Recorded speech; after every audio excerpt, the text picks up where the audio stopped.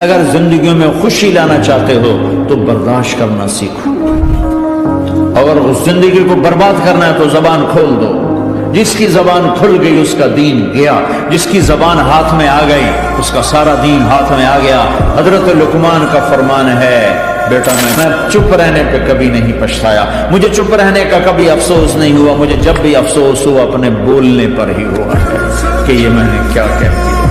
وقت نے پھنسایا ہے پر میں پریشان نہیں ہوں، وقت نے پھنسایا ہے پر میں پریشان نہیں ہوں، حالات سے ڈر جاؤں میں وہ انسان نہیں ہوں، کسی کو ڈبو کر مجھے کامیابی حاصل نہیں کرنی، میں کامیاب بنوں گا اپنے دم پر۔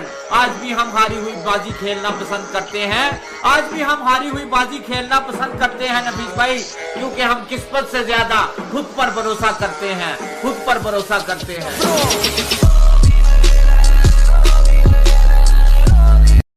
کسی کو دکھ میں دیکھو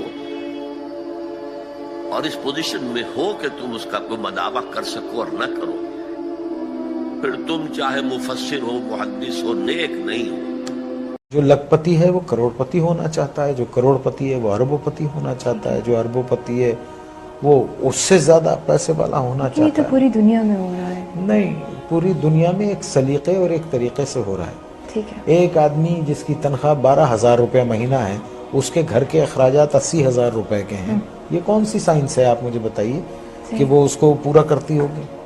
اور یہاں 60% لوگ ایسے ہیں جن کی تنخواہیں اتنی ہیں، لمیٹڈ ہیں، اور ان کے اخراجات جو ہیں، تو پھر کیا کرتے ہیں آپ؟ شارٹ کٹس مارتے ہیں، شارٹ کٹس مارتے ہیں۔ اور ایک بات یاد رکھیے، دیکھیے اگر آپ نے اپنی اولاد کو حرام کھلایا نا، حرام، بے ایمانی، چوری، چکاری، ان سب چیزوں سے، لوٹ کے یہ سب چیزوں سے کھلایا، تو وہ آپ کے پاس وہ سارا ویسے ہی نکل جائے گا۔ آپ دیکھیے کبھی جمع کر کے نہیں رکھ سکتا ہوں، اگر اس کے پاس رہے گا، جمع بھی ہوتا ہے تو ایک ڈیزاسٹر ہوگا اور سب ختم ہو جائے گا۔ اللہ اس جمعے کے صدقے مجبور لوگوں کی مجبوریاں ختم کر دے، اپنی رحمت کے صدقے ہر گھر میں خوشیوں کی بارش کر دے، تیرے بندے جس جس تکلیف میں مبتلا ہیں ان سب کی تکلیفیں دور کر۔